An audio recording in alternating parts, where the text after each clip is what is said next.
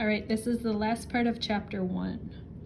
She asked if she might sit a while and read a book. Mrs. Phelps, slightly taken aback at the arrival of such a tiny girl, unaccompanied by a parent, nevertheless told her she was very welcome. Where are the children's books, please? Matilda asked. They're over there on those lower shelves, Mrs. Phelps told her. Would you like me to help you find a nice one with lots of pictures in it? No, thank you, Matilda said. I'm sure I can manage. From then on, every afternoon, as soon as her mother had left for bingo, Matilda would toddle down to the library. The walk took only 10 minutes, and this allowed her 2 glorious hours, sitting quietly by herself in a cozy corner, devouring one book after another. When she had read every single children's book in the place, she started wandering round in search of something else. Mrs. Phelps, who had been watching her with fascination for the past few weeks, now got up from her desk and went over to her. Can I help you, Matilda? She asked. I'm wondering what to read next, Matilda said. I've finished all the children's books. You mean you've looked at the pictures? Yes, but I've read the books as well. Mrs. Phelps looked down at Matilda from her great height, and Matilda looked right back up at her. I thought some were very poor, Matilda said, but others were lovely. I liked The Secret Garden best of all. It was full of mystery. The mystery of the room behind the closed door and the mystery of the garden behind the big wall. Mrs. Phelps was stunned. Exactly how old are you, Matilda? She asked. 4 years and 3 months, Matilda said. Mrs. Phelps was more stunned than ever, but she had the sense not to show it. What sort of a book would you like to read next? She asked. Matilda said, I would like to read a really good one that grown-ups read, a famous one. I don't know any names. Mrs. Phelps looked along the shelves, taking her time. She didn't quite know what to bring out. How, she asked herself, does one choose a famous grown-up book for a 4-year-old girl? Her first thought was to pick a young teenager's romance of the kind that is written for 15-year-old schoolgirls, but for some reason she found herself instinctively walking past that particular shelf. Try this, she said at last. It's very famous and very good.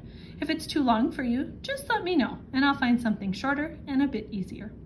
Great Expectations, Matilda read, by Charles Dickens. I'd love to try it. I must be mad, Mrs. Phelps told herself, but to Matilda she said, Of course you may try it. Over the next few afternoons, Mrs. Phelps could hardly take her eyes from the small girl sitting for hour after hour in the big armchair at the far end of the room with the book on her lap. It was necessary to rest it on the lap because it was too heavy for her to hold up, which meant she had to sit leaning forward in order to read. And a strange sight it was, this tiny dark-haired person sitting there with her feet nowhere near touching the floor, totally absorbed in the wonderful adventures of Pip and old Miss Havisham and her cobwebbed house, and by the spell of magic that Dickens, the great storyteller, had woven with his words. The only movement from the reader was the lifting of the hand every now and then to turn over a page, and Mrs. Phelps always felt sad when the time came for her to cross the floor and say, It's 10 to 5, Matilda. During the first week of Matilda's visits, Mrs. Phelps had said to her, Does your mother walk you down here every day and then take you home? My mother goes to Aylesbury every afternoon to play bingo, Matilda had said. She doesn't know I come here. But that's surely not right, Mrs. Phelps said.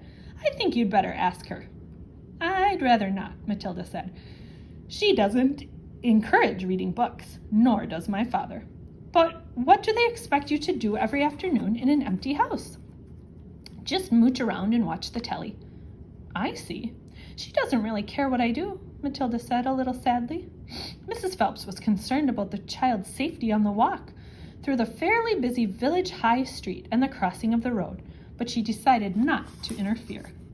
Within a week, Matilda had finished Great Expectations, which in that edition contained 411 pages. I loved it, she said to Mrs. Phelps. Has Mr. Dickens written any others? A great number, said the astounded Mrs. Phelps. So, shall I choose you another? Over the next 6 months, under Mrs. Phelps's watchful and compassionate eye, Matilda read the following books. Nicholas Nickleby, Oliver Twist, Jane Eyre, Pride and Prejudice, Tess of the d'Urbervilles, Gone to Earth, Kim, The Invisible Man, The Old Man in the Sea, The Sound and the Fury, The Grapes of Wrath, The Good Companions, Brighton Rock, Animal Farm. It was a formidable list, and by now Mrs. Phelps was filled with wonder and excitement, but it was probably a good thing that she did not allow herself to be completely carried away by it all. Almost anyone else witnessing the achievements of this small child would have been tempted to make a great fuss and shout the news all over the village and beyond, but not so Mrs. Phelps. She was someone who minded her own business and had long since discovered it was seldom worthwhile to interfere with other people's children. Mr. Hemingway says a lot of things I don't understand, Matilda said to her, especially about men and women, but I loved it all the same.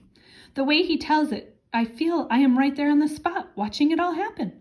A fine writer will always make you feel like that, Mrs. Phelps said, and don't worry about the bits you can't understand. Sit back and allow the words to wash around you, like music. I will. Did you know, Mrs. Phelps said, that public libraries like this allow you to borrow books and take them home? I didn't know that, Matilda said. Could I do it? Of course, Mrs. Phelps said. When you have chosen the book you want, bring it to me so I can make a note of it, and it's yours for 2 weeks. You can take more than one if you wish.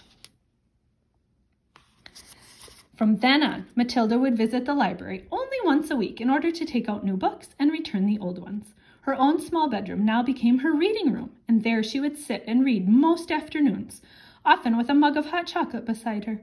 She was not quite tall enough to reach things around the kitchen, but she kept a small box in the outhouse, which she brought in and stood on in order to get whatever she wanted. Mostly it was hot chocolate she made, warming the milk in a saucepan on the stove before mixing it. Occasionally she made Bovril or Ovaltine. It was pleasant to take a hot drink up to her room and have it beside her as she sat in her silent room reading in the empty house in the afternoons. The books transported her into new worlds and introduced her to amazing people who lived exciting lives. She went on olden-day sailing ships with Joseph Conrad. She went to Africa with Ernest Hemingway and to India with Rudyard Kipling. She traveled all over the world while sitting in her little room in an English village.